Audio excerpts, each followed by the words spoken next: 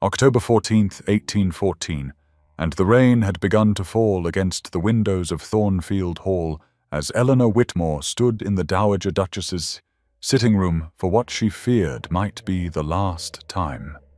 The chamber still smelled of lavender and old books, still held the impression of its former occupant in every cushion and carefully arranged portrait. Yet the warmth had fled from it 3 weeks past when the Dowager had drawn her final breath with Eleanor's hand clasped in hers. Now Eleanor stood in her only good dress, the black bombazine she had worn every day since the funeral, her grey eyes fixed on the man who had arrived that morning with the authority to dismantle everything she had known for 5 years.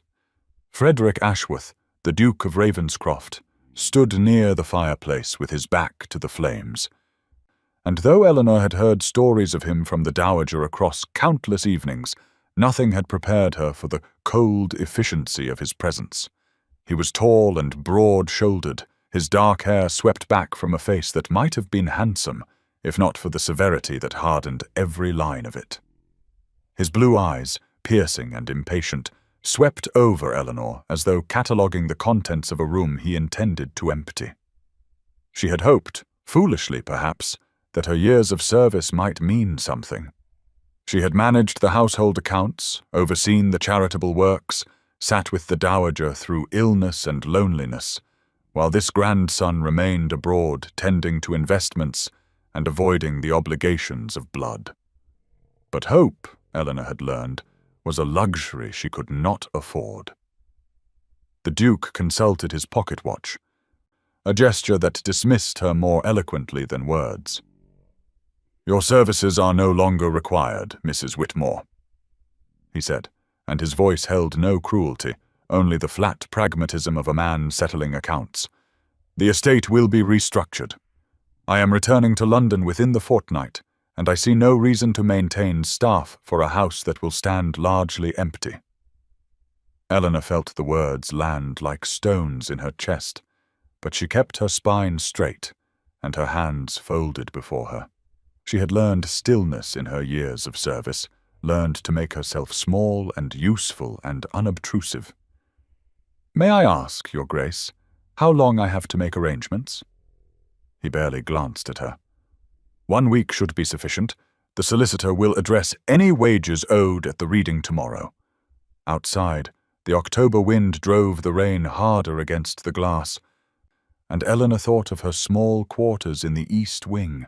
of the Dowager's gentle voice asking her to read aloud on winter evenings, of the children at the village school who would wonder why she no longer came. She thought of all the invisible threads that bound her to this place,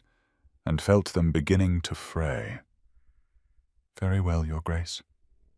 she said quietly, and turned to leave the room with the dignity that was all she had left to her name. Now please take a moment and subscribe to our channel, and comment where you are watching from, and what time is it. It is always fascinating to see where these stories get all around the world. Thank you. The library had always been the Dowager's favorite room, and Eleanor had spent countless hours here, organizing the leather-bound volumes by subject and author, creating a system of cataloging that brought order to decades of haphazard collecting.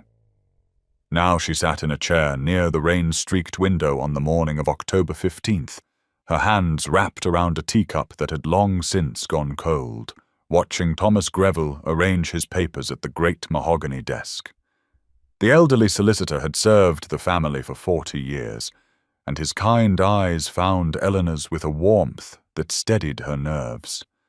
Frederick stood by the fireplace, his impatience evident in every line of his posture, consulting his pocket watch with the same dismissive gesture he had employed the day before. Eleanor had resigned herself to the reading as a formality,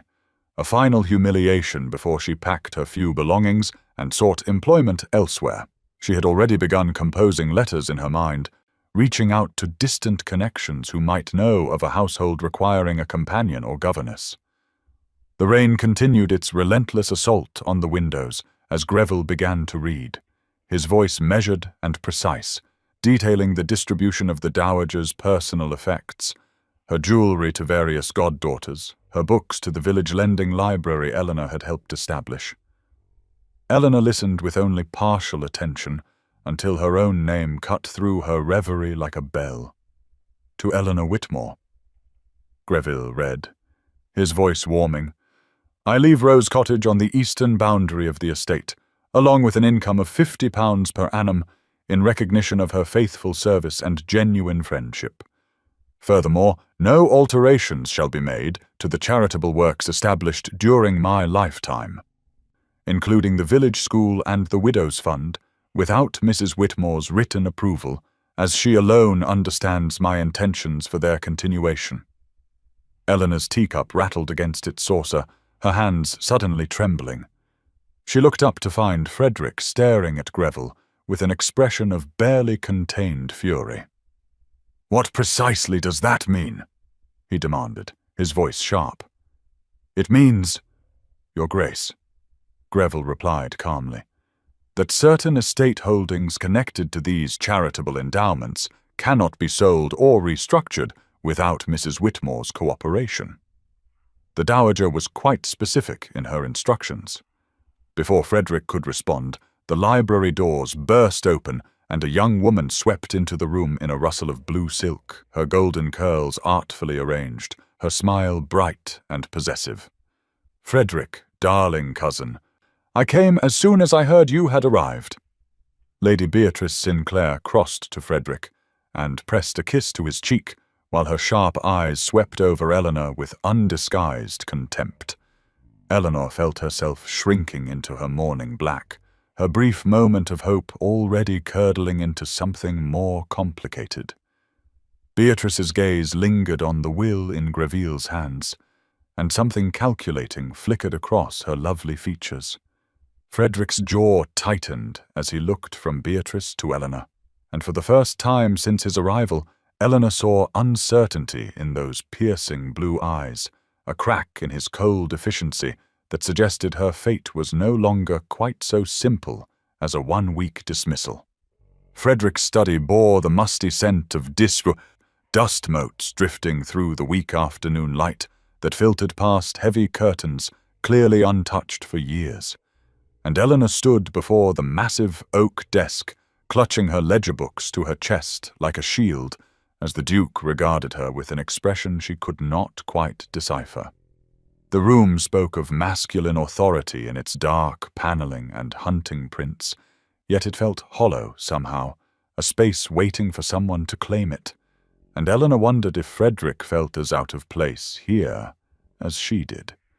She had spent 3 hours since the will reading preparing her accounts, gathering every record of the charitable works she had managed under the Dowager's direction, determined to demonstrate that she was no scheming opportunist, but simply a woman who had done her duty well. Frederick gestured to the chair across from him with a curt nod, and she sat, arranging the ledgers on the desk between them with hands that remained admirably steady despite the rapid flutter of her pulse. I require an explanation, Mrs. Whitmore, he said, his voice clipped but lacking the dismissive coldness of their first encounter. My grandmother apparently entrusted you with considerable responsibility, and I find myself obligated to understand why. Eleanor opened the first ledger, turning it so he could see the neat columns of figures, the careful accounting of every penny spent on the village school, the Widows' Fund, the Christmas baskets for tenant families. She began to explain the systems she had developed, the ways she had stretched limited resources to serve more families, and as she spoke of the children who now could read and write, of the widows who no longer faced the workhouse, something shifted in her voice. The careful neutrality fell away, replaced by a warmth she could not contain,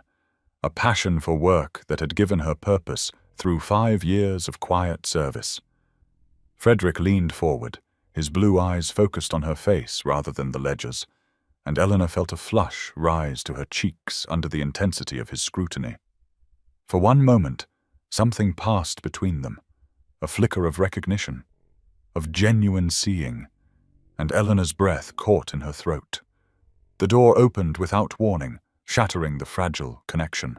and Beatrice swept in with Mrs. Colburn trailing behind bearing a tea tray. The housekeeper's expression thunderous as she watched Beatrice settle herself on the settee as though she owned the room.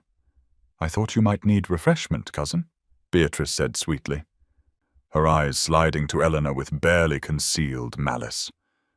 "And surely Mrs. Whitmore has duties elsewhere rather than troubling you with tedious household matters?" Frederick's jaw tightened, but before he could speak, Beatrice continued, in a carrying whisper clearly meant to be overheard. "One does wonder how a simple companion came to have such influence over dear Aunt Margaret's affairs, does one not?" Eleanor felt the words like a blade between her ribs, but she kept her chin lifted, her grey eyes steady. "Your stay is extended indefinitely," Frederick said abruptly, his gaze holding Eleanor's with an intensity that made her stomach flutter.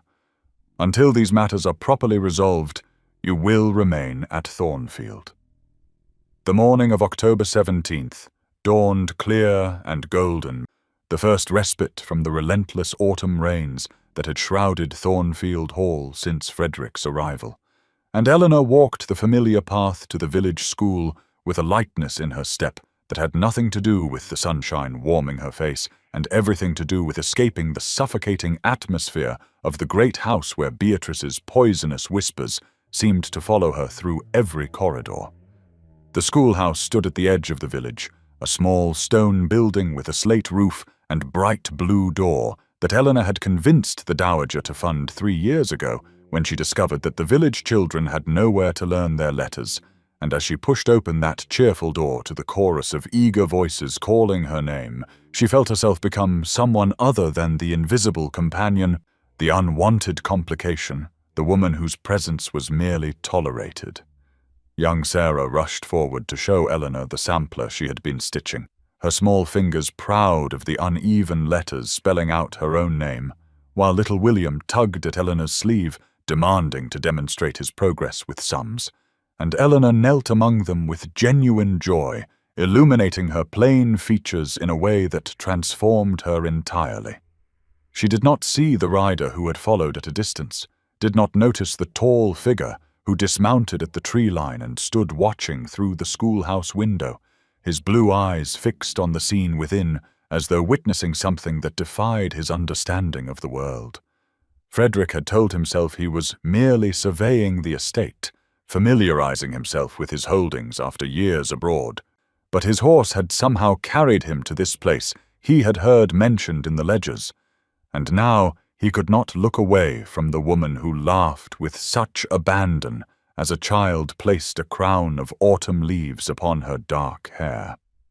A village woman emerged from the cottage beside the school and noticed the Duke standing there, and being of the sort who believed gentry ought to know the truth of things, she approached with a curtsy and began to speak of Mrs. Whitmore without prompting, telling how the lady had saved the school when the previous vicar wanted it closed, how she had paid for slates and primers from her own meagre wages, how she visited sick children in their homes and brought soup when families could not afford food. Frederick listened in silence, his rigid worldview cracking along fault lines he had not known existed. Watching through the window as Eleanor guided a struggling boy through a difficult passage with patience that seemed inexhaustible, her grey eyes bright with purpose, her whole being radiating a vitality he had never glimpsed in the mourning-clad shadow who navigated his grandmother's halls. Something uncomfortable stirred in his chest, something he could not name and did not wish to examine. And when Eleanor glanced toward the window as though sensing his presence, Frederick stepped back into the shadows of the oaks, retreating to his horse with a confusion that would not settle, carrying with him the image of autumn leaves in dark hair and the sound of children's laughter and the dawning realization that he had gravely misjudged the woman his grandmother had loved.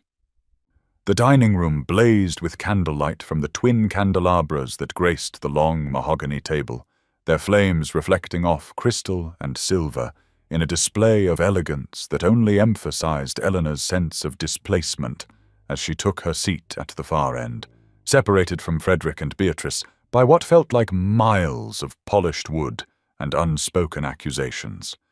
She had spent the day avoiding both of them, unable to shake the memory of Frederick watching her from the tree line, unable to understand why he had been there or what it meant. And now Beatrice sat resplendent in emerald green silk, with diamonds glittering at her throat, holding court as though she were already mistress of Thornfield Hall. Mrs. Colburn hovered in the doorway, her weathered face creased with concern as she watched Eleanor smooth the worn fabric of her mourning dress, the same black gown she had worn for 4 days now because she owned nothing else suitable for dining with the Duke. The first courses passed in strained silence, broken only by Beatrice's brittle commentary on London society. But Eleanor felt Frederick's gaze returning to her again and again, felt the weight of questions he seemed to be gathering like ammunition. It was over the roast pheasant that Beatrice struck, her voice carrying the false sweetness of poisoned honey as she remarked how curious it was that dear Aunt Margaret had become so dependent on her companion in her final years. How convenient that such dependency had resulted in such generous provisions in the will. Eleanor's fingers tightened around her fork, the thin gold band of her wedding ring catching the candlelight, and she waited for Frederick to join his cousin's insinuation, to complete her humiliation in this room where she had once shared quiet suppers with the dowager who had treated her like a daughter.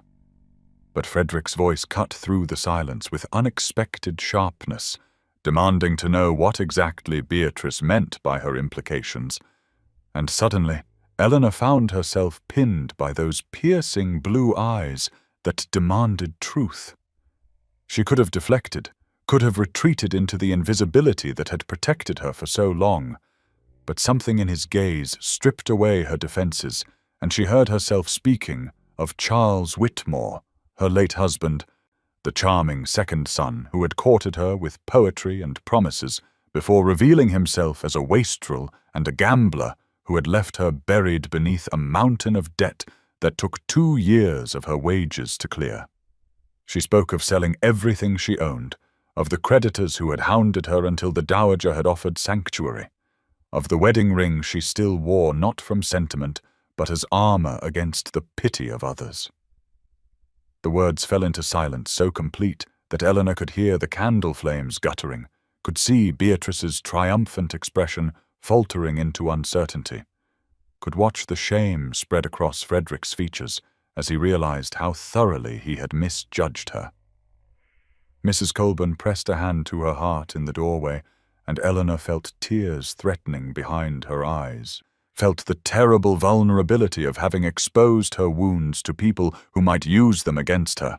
Yet when Frederick spoke her name with something like reverence in his voice, she understood that everything between them had irrevocably changed.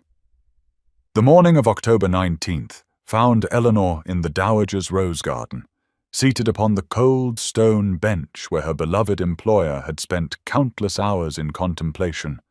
the last blooms of autumn hanging heavy on their stems with petals bruised by frost and ready to fall at the slightest touch, and she had come here to make a decision that had kept her sleepless through the long night hours, turning over the memory of her confession at dinner and the way Frederick's face had transformed from accusation to something she dared not name. She was considering leaving. Despite the cottage promised in the will, despite the school that needed her, because the weight of Beatrice's campaign and her own exposed vulnerability had become unbearable, and she could not spend another day in a house where her wounds had been laid bare for examination by those who might use them as weapons. The crunch of boots on the gravel path made her stiffen, and she did not turn even when she recognized Frederick's tall shadow falling across the dying roses, even when he cleared his throat with an uncertainty she had never heard from him before. He asked if he might sit, his voice stripped of its usual command, and when she nodded without speaking, he lowered himself onto the bench beside her, close enough that she could feel the warmth of him against the October chill. And for a long moment neither spoke, while the wind scattered crimson petals across the path like drops of blood. When Frederick finally broke the silence, his words came haltingly, as though each one cost him something precious. And he spoke of a woman named Arabella, who had courted him 3 years ago with declarations of love that had seemed genuine until he discovered she had been simultaneously negotiating with his solicitors about the precise terms of her marriage settlement, caring nothing for him beyond the fortune and title he represented. He told Eleanor that Arabella's betrayal had calcified something within him, had taught him to see mercenary motives behind every kindness, and that when he arrived at Thornfield to find a woman ensconced in his grandmother's household with provisions made in the will, he had assumed the worst, because assuming the worst had become his only protection against being fooled again.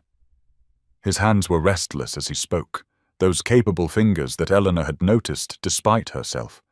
and when he turned to face her, his blue eyes held none of their usual frost, only a raw remorse that made her breath catch in her throat.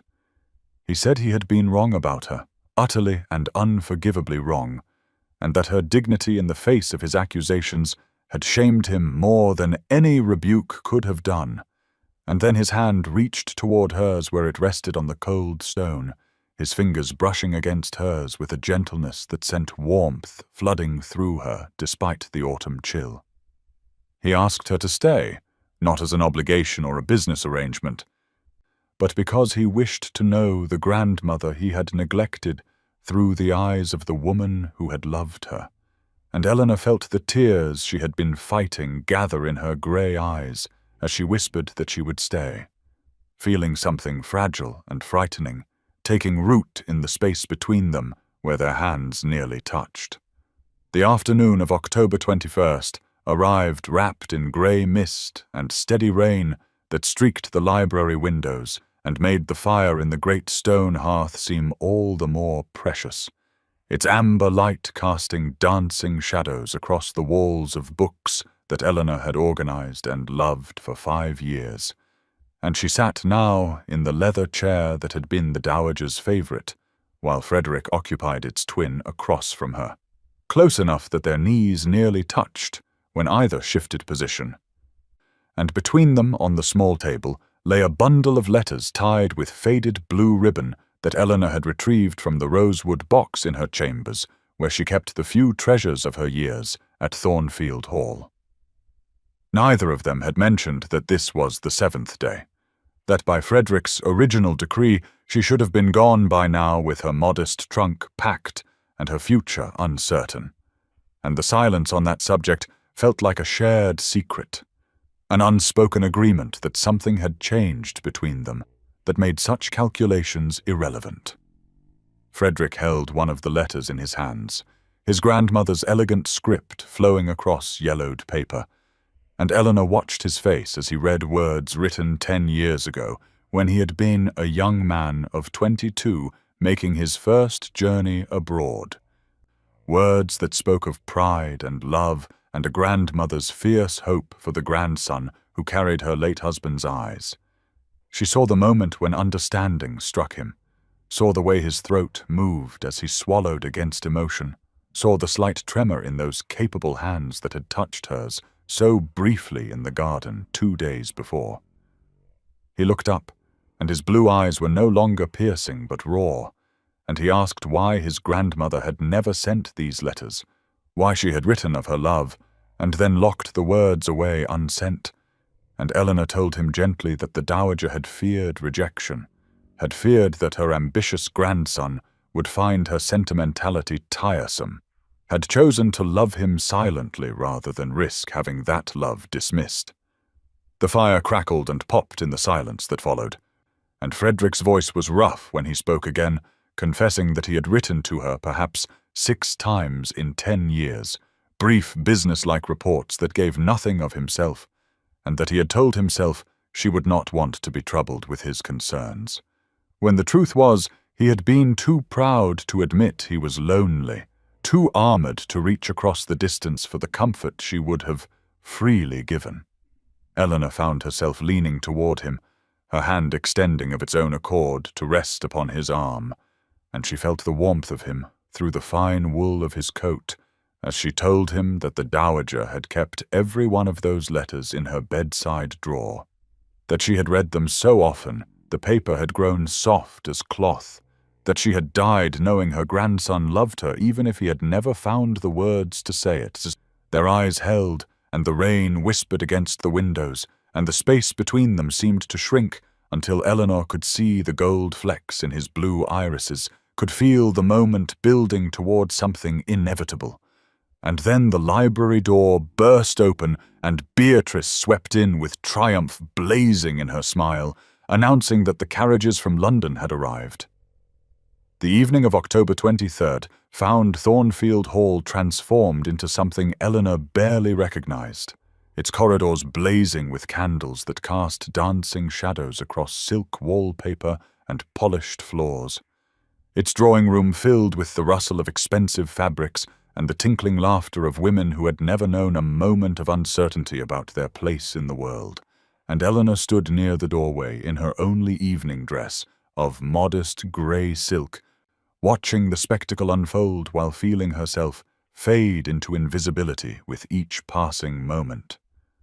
Beatrice had worked swiftly in the 2 days since the London carriages arrived, filling the house with 4 eligible young ladies and their ambitious mothers, with gentlemen seeking sport and gossip, with all the glittering machinery of society that existed to remind women like Eleanor exactly where they did not belong. The pianoforte sang beneath the fingers of Lady Sophia Montague, a golden-haired beauty of perhaps 20 years, whose dowry was rumoured to exceed £30,000, and whose tinkling laugh seemed designed to draw Frederick's attention across the crowded room. And Eleanor watched him stand beside her at the instrument, his dark head inclined toward her fair one, and felt something sharp twist beneath her ribs that she refused to name as jealousy.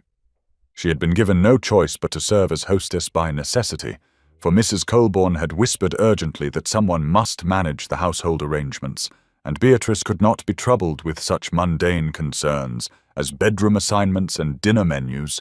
and so Eleanor moved through the evening like a ghost, ensuring wineglass were filled and fires were stoked, while the London ladies looked through her as though she were part of the furniture. Frederick's eyes found hers twice across the crowded room, and each time she saw something in his gaze that made her breath catch, a frustration that mirrored her own, a longing that seemed to reach across the space between them,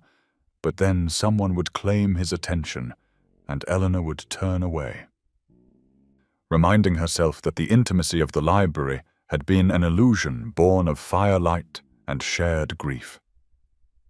It was during the second course of dinner that Lord Philip Hastings appeared at her elbow, a gentleman of perhaps 45 years, with kind brown eyes and silver threading through his dark hair, and when he asked if she might do him the honour of sitting beside him, Eleanor startled so visibly that Mrs. Colborne, watching from the doorway, pressed a hand to her heart. Lord Hastings spoke to her as though she were a person worthy of conversation rather than a servant to be overlooked, asking about the school she ran, about the late dowager whom he had known and admired, about her thoughts on matters that no one had sought her opinion on in years, and across the table Eleanor felt the weight of Frederick's gaze upon them, felt the sudden tension radiating from his rigid posture as he watched another man offer her the attention and respect that society said she did not deserve. And she wondered if she had imagined the connection growing between them, or if it had been real and was now being buried beneath the avalanche of eligible beauty that Beatrice had so cleverly arranged. The midnight hour of October 24th found Eleanor descending the servants' staircase with a single candle clutched in trembling fingers, her dark hair unbound and falling past her shoulders in waves she had not troubled to braid, her feet bare beneath the hem of her worn dressing gown because sleep had proven impossible, and the walls of her small chamber had seemed to press closer with each passing hour until she could not breathe for thinking of Frederick standing beside Lady Sophia at the pianoforte, his dark head inclined toward her golden curls, his attention claimed by beauty and breeding and everything Eleanor was not, The library called to her as it always did in moments of distress, promising the comfort of familiar books and the lingering presence of the dowager who had loved this room. And Eleanor pushed open the heavy oak door, expecting solitude, only to find Frederick standing before the dying fire in his shirt sleeves, his cravat abandoned, his dark hair disheveled as though he had been running his hands through it in frustration. And when he turned at her soft gasp, his blue eyes widened at the sight of her, informal and vulnerable in ways she had never allowed him to see. They stood frozen for a moment that stretched between them like spun glass, fragile and shimmering with possibility. And then Frederick spoke her name in a voice roughened by something that sounded almost like relief, and Eleanor found herself stepping into the room rather than fleeing as propriety demanded. He confessed that he could not sleep for the chatter echoing in his head, the endless scheming and matchmaking and expectations that had followed him from London like a plague.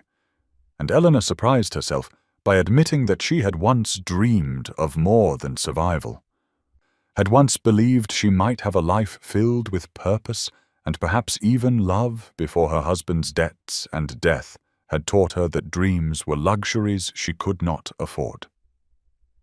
Frederick moved closer as she spoke, drawn by her honesty as a moth to flame, and Eleanor watched the firelight play across features that had softened in these midnight hours into something approaching tenderness, something that made her heart beat faster, even as her mind whispered warnings about the foolishness of hoping. He asked what she had dreamed of, this woman who managed estates and taught children and made herself indispensable while expecting nothing, and Eleanor found herself telling him about the girl she had been at 17, full of romantic notions and literary ambitions, before reality had carved away everything soft and left only the practical creature who stood before him now. The space between them had narrowed without her noticing, until she could see the gold flecks in his eyes, could smell sandalwood, and something uniquely him, could feel the warmth radiating from his body as his hand rose slowly toward her face, and Eleanor's breath caught as his fingertips brushed her cheek with devastating gentleness, as his head lowered toward hers, as the moment trembled on the edge of something irreversible. And then the clock began striking 1, and footsteps echoed in the hallway beyond, and they sprang apart like guilty children. But not before Eleanor saw in his eyes a promise that this was not over, that whatever had kindled between them in this midnight library would not be so easily extinguished. The afternoon of October 25th arrived wrapped in autumn's fading glory, the gardens of Thornfield Hall ablaze with chrysanthemums in shades of gold and copper, while dying leaves drifted across the gravel paths like whispered secrets. And Eleanor walked beside Lord Philip Hastings, with her hands clasped before her and her mind spinning with confusion, because Frederick had not spoken to her once since their midnight encounter in the library, had avoided her gaze at breakfast, had turned away when she entered rooms, as though the almost kiss they had shared was something shameful to be forgotten rather than treasured. Lord Hastings was speaking of his estate some 10 miles distant,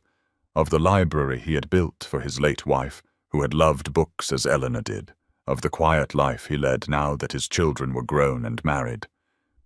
And Eleanor tried to attend to his words, because he was diamant and genuine, and looked at her as though she were worthy of attention. But her treacherous heart kept pulling her gaze toward the windows of Thornfield Hall, where she imagined Frederick watching,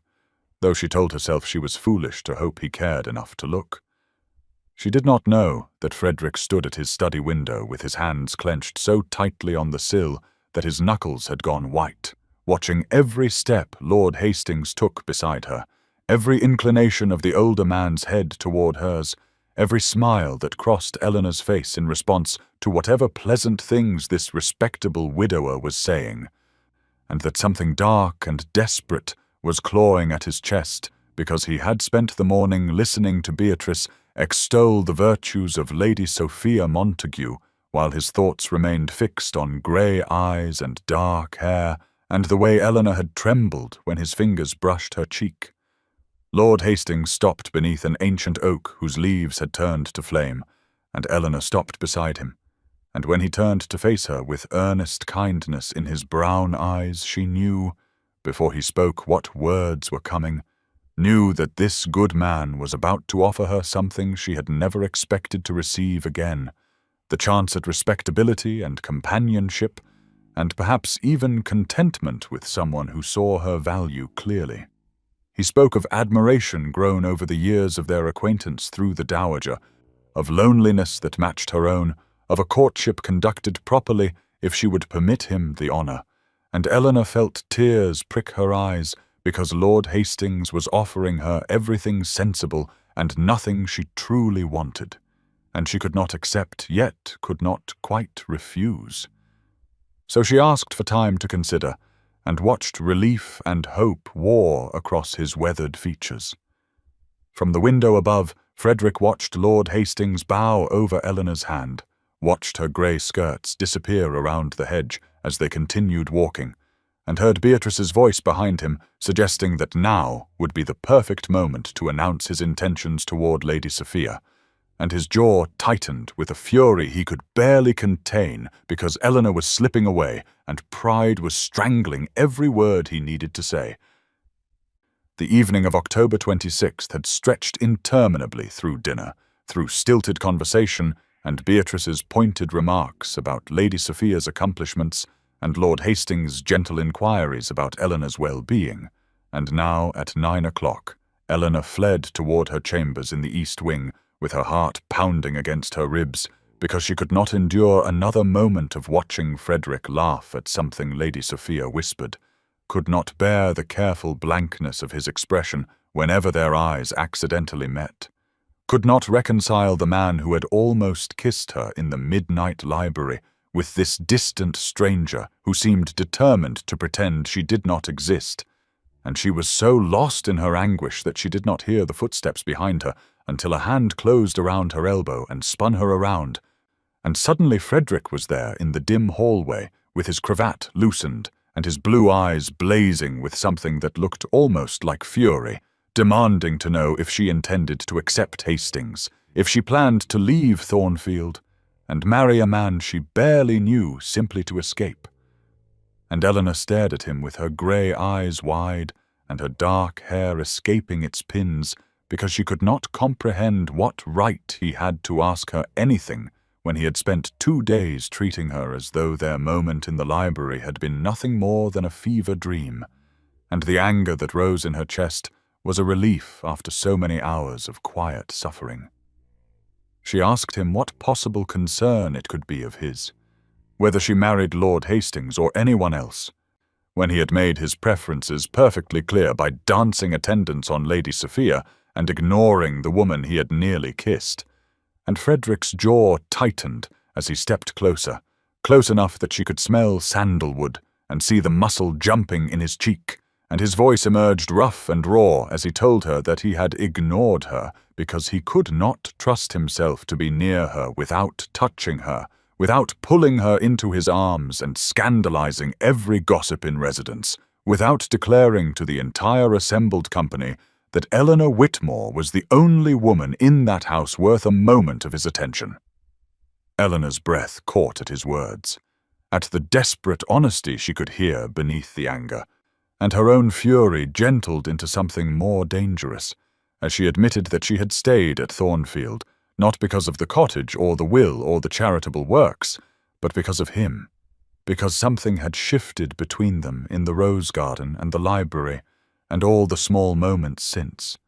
and Frederick made a sound low in his throat that might have been relief or triumph or prayer as his hands came up to grip her arms through the thin grey silk of her gown,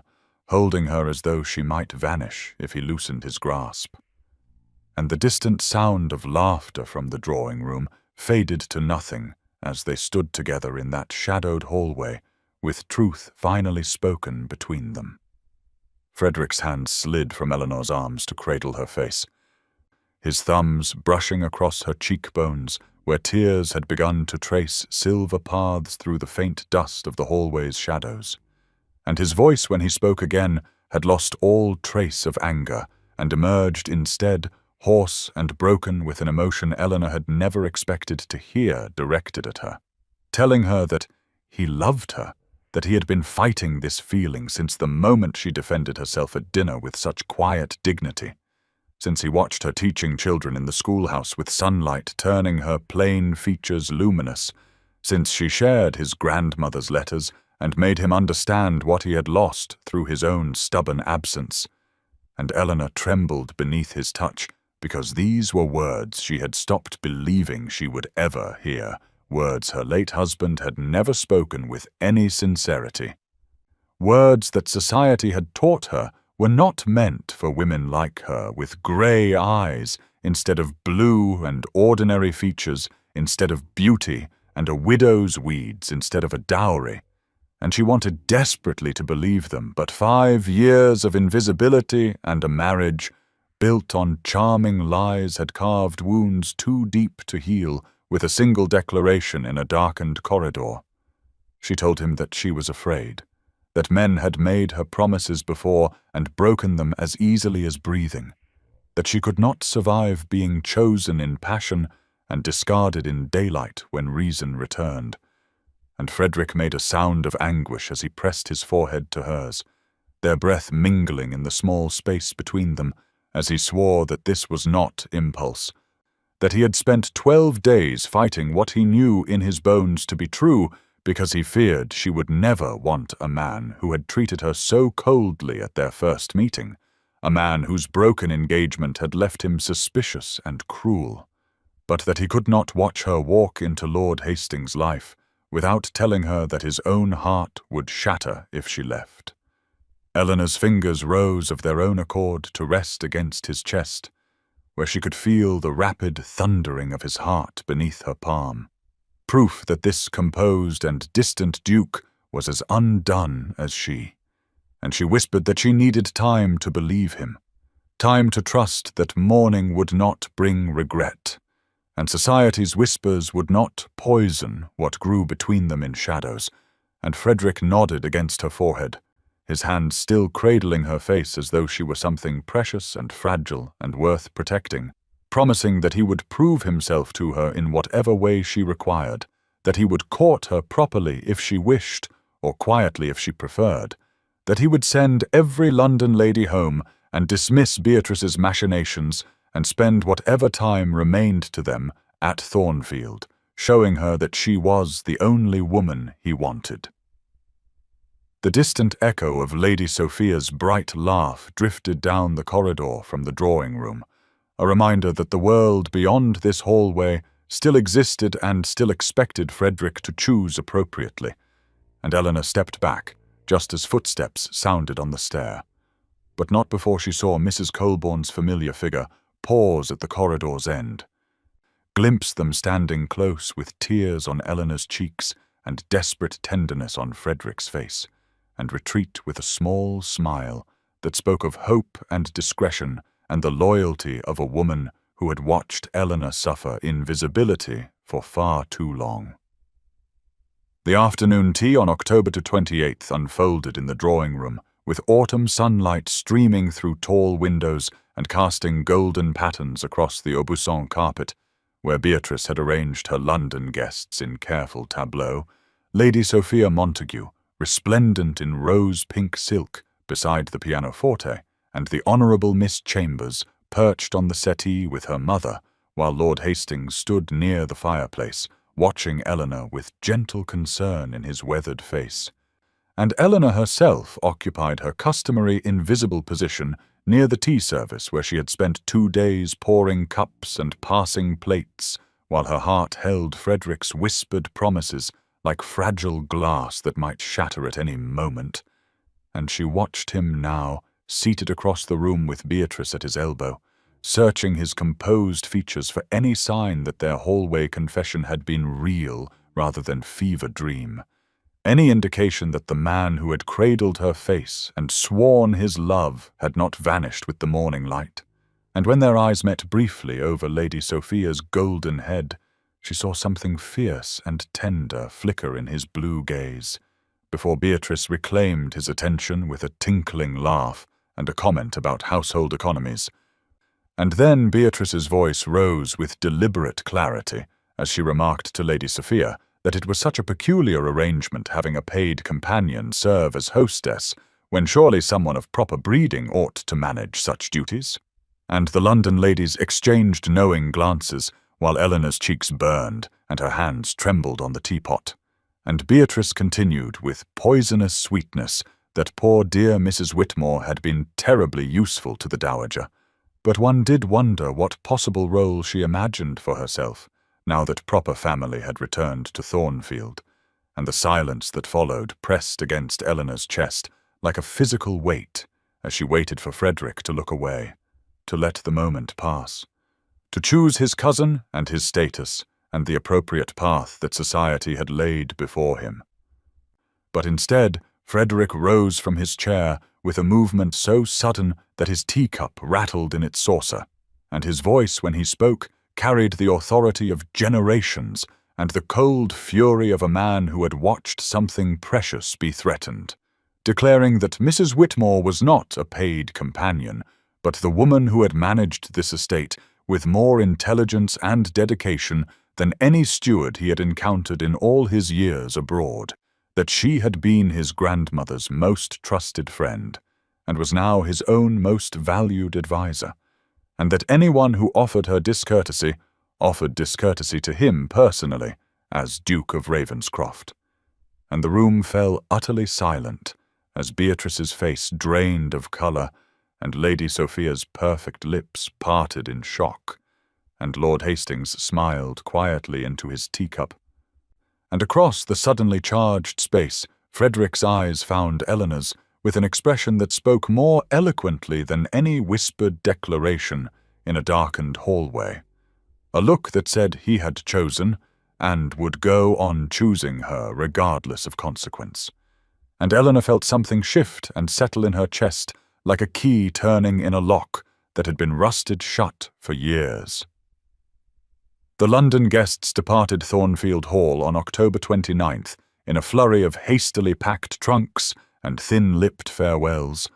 Lady Sophia Montague's beautiful face pinched with humiliation as her mother handed her into their carriage, without a backward glance at the Duke, who had so thoroughly embarrassed them by championing a widow of no consequence over her daughter's obvious charms. And Beatrice stood on the front steps, watching the procession of carriages wind down the drive with an expression that promised retribution, her emerald travelling costume bright against the grey morning, as she announced to Frederick that she would be returning to London herself, since clearly her assistance in finding him a suitable wife was neither wanted nor appreciated, and Frederick merely inclined his head with perfect aristocratic courtesy, and wished her safe travels while Eleanor watched from the library window above, her heart still trembling with the aftershocks of yesterday's public declaration, scarcely able to believe that this cold and distant Duke had stood before the cream of London society and proclaimed her his most valued adviser. And when Frederick found her there an hour later, with the house finally emptied of poisonous guests and scheming cousins, he crossed the room with purpose in every stride, and took her hands in his own, telling her that he hoped she understood what he had meant by those words, that valued adviser was the most he could say in company, but that she must know he meant so much more. And Eleanor felt tears prick her eyes as she confessed that she had spent the past 2 days waiting for him to remember himself,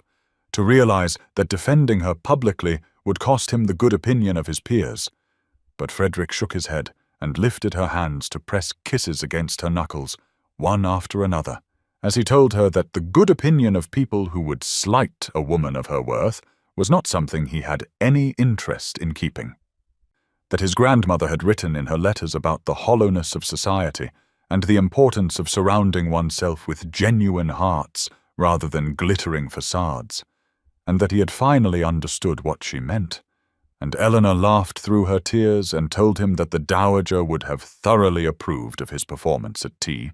that she could almost hear the old woman cackling with delight at Beatrice's expression when Frederick rose to Eleanor's defence, and this shared memory of the woman they had both loved in different ways drew them closer until Frederick's arms wrapped around her and Eleanor pressed her face against his chest and breathed in the scent of him, sandalwood and clean linen and something uniquely his own, and they stood there in the library where everything had truly begun.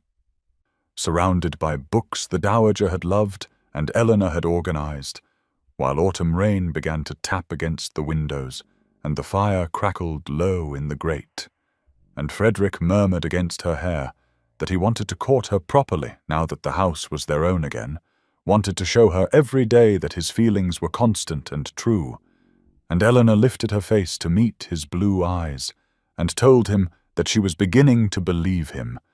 that yesterday had cracked something open in her chest that had been sealed shut since her husband's betrayal, and when Frederick lowered his head and brushed his lips against her forehead with infinite tenderness, Eleanor closed her eyes and let herself hope for the first time in years that perhaps she had finally been chosen by someone worthy of the word. The days that followed October 29th unfolded with a gentleness Eleanor had never before experienced. A careful courtship conducted in the quiet spaces of Thornfield Hall, where Frederick sought her out each morning with some new excuse to spend time in her company, whether to review the estate accounts that she knew better than any steward, or to walk the grounds that his grandmother had loved, or simply to sit beside her in the library while rain streaked the windows and the fire burned low, and Eleanor found herself learning the texture of his laughter when she made some dry observation about the departed London guests, found herself memorizing the way his blue eyes softened when he looked at her across the breakfast table, where they now sat together without the barrier of formal distance. And on the morning of November the 2nd, he arrived at the schoolhouse in the village where she taught her lessons to young Sarah and little William and the dozen other children whose futures the dowager had cared about enough to fund. And Eleanor felt her heart stumble in her chest when she saw him standing in the doorway with autumn sunshine gilding his dark hair, watching her with an expression of such open admiration that several of the older girls giggled and whispered behind their slates. And after the lessons ended, Frederick walked her back through the village, where shopkeepers and farmers called greetings to her by name, and looked at the Duke beside her with curious speculation that would surely become gossip by nightfall. But Frederick seemed unconcerned as he tucked her hand into the crook of his arm and told her that he had written to his solicitor in London about the arrangements he wished to make, that he wanted to ensure the school's funding would continue regardless of what the future held. And Eleanor asked him what he meant by regardless, and Frederick stopped walking in the middle of the lane, with villagers passing around them like water around a stone, and told her that he meant he wanted her to know she would never again have to fear for her security or her purpose, that whether she chose him or not, she would always have a home at Thornfield and a school to run, and children who needed her particular brand of fierce intelligence and tender patience. And Eleanor felt tears spill down her cheeks as she realized that this man, who had once given her 7 days to leave, was now offering her forever without conditions, was proving his love not through grand declarations, but through the practical kindness of ensuring she would never again be at the mercy of anyone's whim. And when she asked him why he would do such a thing if she might still refuse him, Frederick lifted her hand to his lips and pressed a kiss against her fingers right there in the village lane with old Mrs. Grayson watching from her cottage window and the blacksmith pausing in his doorway to stare. And Frederick said that he did it because she had taught him through her example that love meant wanting someone's happiness more than your own possession of them, and Eleanor laughed through her tears and told him that he was making it terribly difficult for her to maintain her sensible caution when he insisted on being so inaccessibly wonderful. The evening of November 5th brought frost to Thornfield Hall for the first time that autumn, and Eleanor stood at her window watching the gardens transform into silver beneath the rising moon, while her heart beat with an anticipation she had long since taught herself to suppress. For Frederick had asked her that morning if she would join him for dinner in the small dining room rather than the formal one where they had taken their meals since the guests departed. and the intimacy implied in that request had stolen her breath and left her fumbling for words until she managed a simple yes that made his blue eyes warm with something that looked remarkably like joy. And now she smoothed her grey silk dress with trembling hands and wondered if she was foolish to have spent extra time arranging her dark hair. Foolish to have asked Mrs. Colburn for the small pearl earrings the Dowager had given her last Christmas. Foolish to hope that tonight might be the night when words became something more permanent. But when she descended the stairs and found Frederick waiting at the bottom with a single autumn rose in his hand and an expression of such tender nervousness that it transformed his stern features entirely, Eleanor felt the last of her carefully constructed walls begin to crumble. And he offered her his arm and led her to the small dining room where candles flickered on every surface and a fire blazed in the hearth, and the table was set for two with the Dowager's best china that Eleanor had so carefully catalogued in those first lonely weeks after her death. And Frederick held her chair and poured her wine, and they spoke of small things at first, the school and the estate, and the letter from Thomas Greville confirming the legal arrangements Frederick had made to secure her future.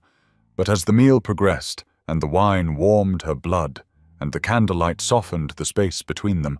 Frederick grew quiet in a way that made Eleanor's pulse quicken. And finally he set down his glass and reached across the table to take her hand, and told her that he had something to ask her. Something he had been wanting to ask since the morning he watched her teaching children in a village schoolhouse, and realized that everything he thought he knew about worth and value and love had been terribly wrong.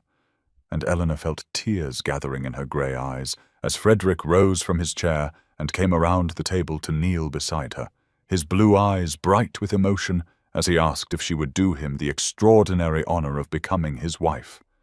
And Eleanor thought of all the years she had spent invisible, all the years she had accepted that women like her did not get chosen, all the years she had watched from the edges of ballrooms and drawing rooms while others danced and laughed and loved. And she looked down at this proud duke kneeling before her with his heart in his eyes, and she said yes, yes, 1,000 times yes. And Frederick rose and pulled her into his arms and kissed her properly for the first time. And Eleanor melted into him with 27 years of loneliness dissolving in the warmth of his embrace. While outside the frost continued to silver the gardens, and inside the fire crackled and the candles guttered, and two people who had been so very alone finally found their way home to each other. The news of the Duke of Ravenscroft's engagement to the Dowager's former companion spread through the county like wildfire in the days following November 5th, carried on the whispers of servants and the scandalized gasps of society matrons who declared it the most shocking misalliance of the season, and Eleanor found herself the subject of more attention than she had received in her entire 27 years of existence, though now the attention came tinged with a mixture of disbelief and grudging respect rather than the dismissive invisibility she had grown accustomed to, and Frederick seemed entirely unconcerned by the gossip that reached them through letters from London and the pointed silence of certain neighbors who declined to call, instead focusing his considerable energy on planning a wedding that would take place before Christmas in the small chapel at Thornfield, where his grandmother had been married some 60 years before, and Eleanor spent her mornings still teaching at the village school, where young Sarah and little William greeted the news of her impending marriage with the uncomplicated joy of children who simply wanted their beloved teacher to be happy, and her afternoons walking the frost-touched gardens with Frederick, while they discussed the future of the estate and the expansion of the school and the charitable works that Eleanor would now oversee, not as a dependent companion, but as the Duchess of Ravenscroft, a title that still felt foreign on her tongue when she whispered it to herself in the privacy of her chamber. And on the morning of November the 12th, a letter arrived from Lady Beatrice Sinclair, who had retreated to London in fury after Frederick's proposal became known,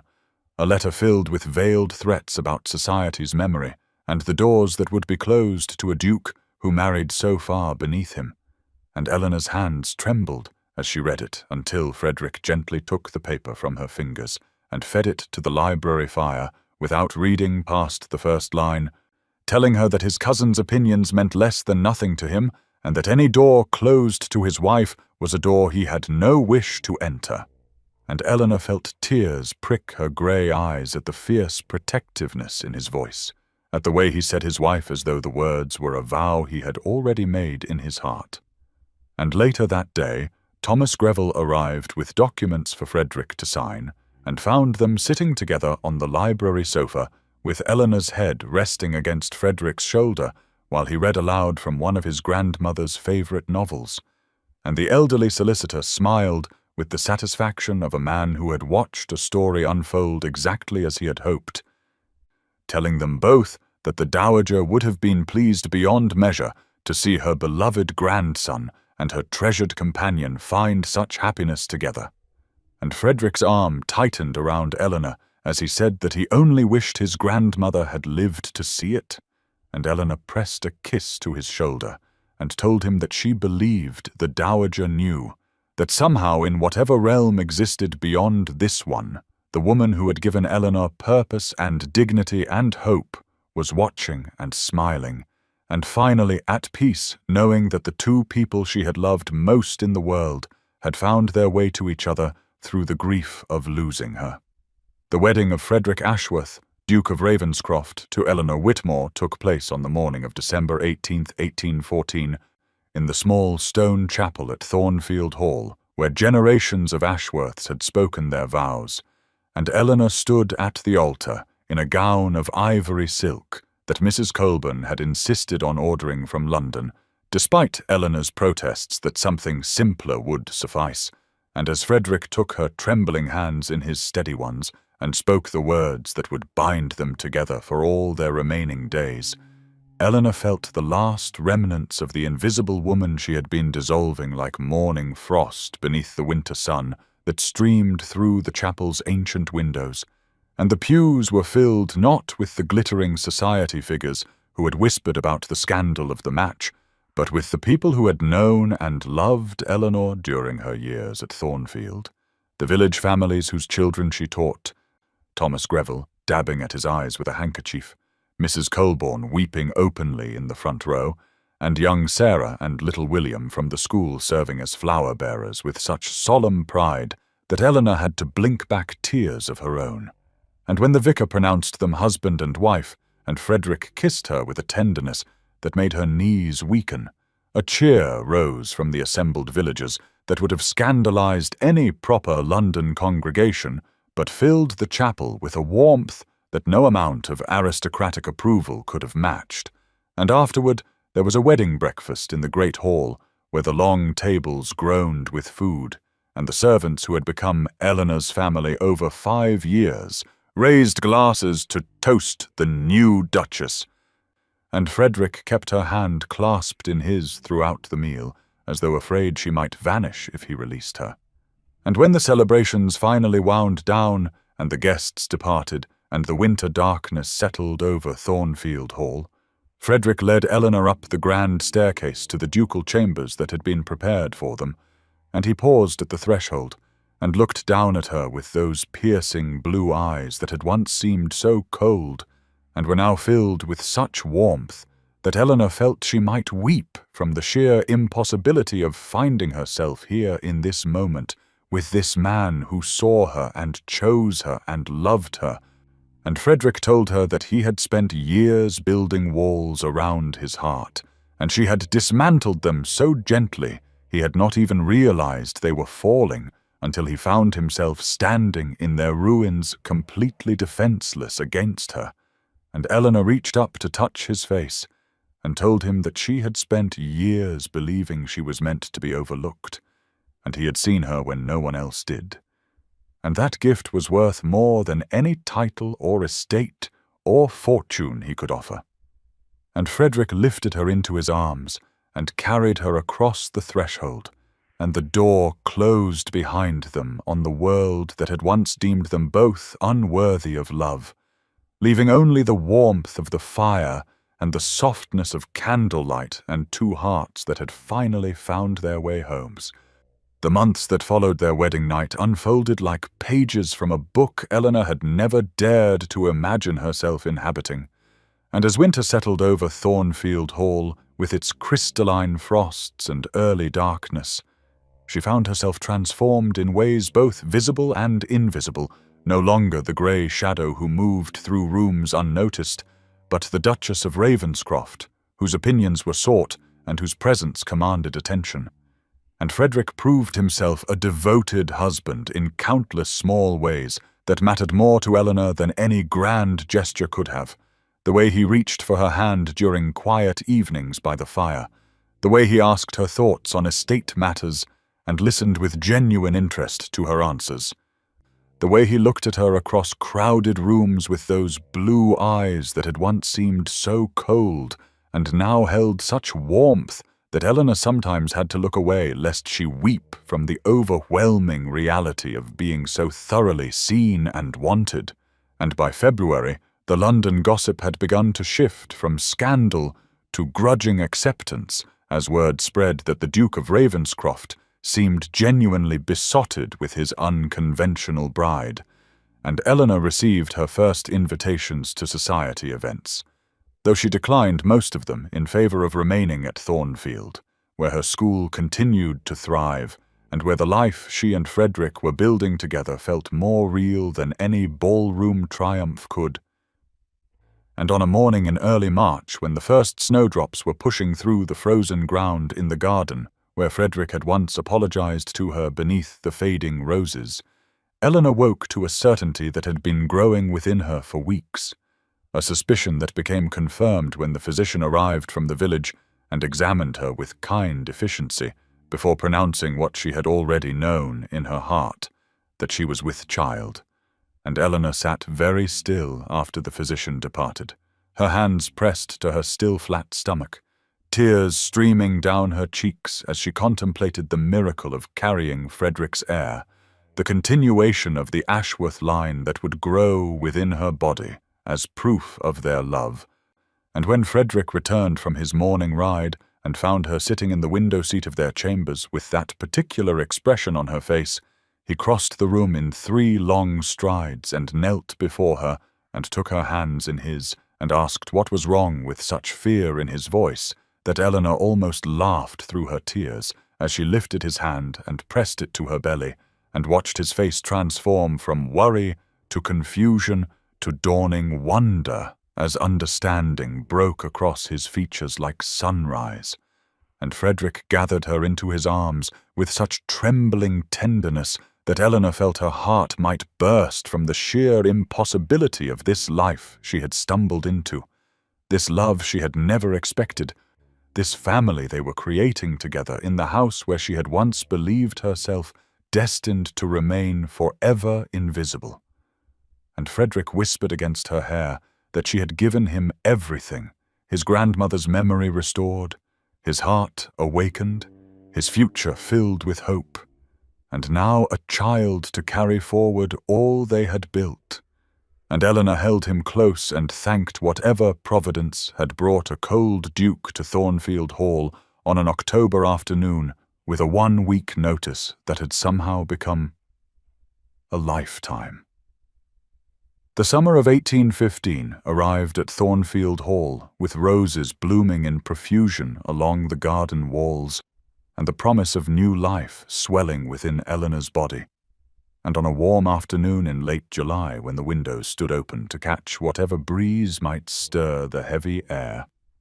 Eleanor brought their daughter into the world with Frederick pacing the corridor outside their chambers, despite Mrs. Colborne's repeated assurances that all was progressing as it should. And when the midwife finally placed the squalling infant in Eleanor's arms, and Frederick was permitted to enter, he crossed the room with such trembling reverence that Eleanor felt tears spilling down her cheeks as she watched this man who had once dismissed her with a 1-week notice now gazing upon their child as though she had handed him the very stars from the sky, and they named her Catherine after Frederick's grandmother, the Dowager Duchess whose death had brought them together, and whose love had shaped them both in ways they were only beginning to understand.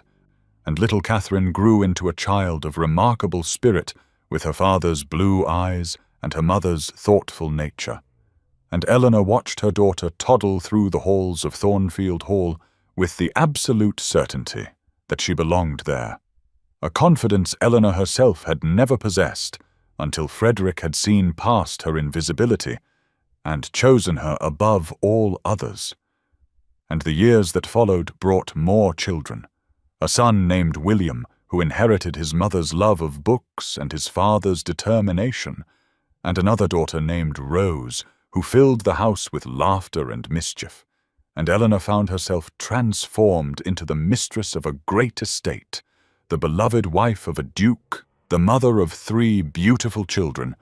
a woman so far removed from the grieving widow in mourning black who had stood in the dowager's sitting room awaiting dismissal that she sometimes caught glimpses of herself in mirrors and marveled at the stranger who looked back with such contentment in her grey eyes. And Frederick never ceased in his devotion, never allowed a day to pass without some gesture that reminded Eleanor she was seen and cherished and wanted. And the village school continued to thrive under Eleanor's guidance, with young Sarah and little William now grown into teachers themselves who carried forward the legacy she had built. And Thomas Greville lived long enough to see Catherine take her first steps, and declared with tears in his rheumy eyes that the dowager would have been so proud of the family her final wishes had helped create. And Mrs.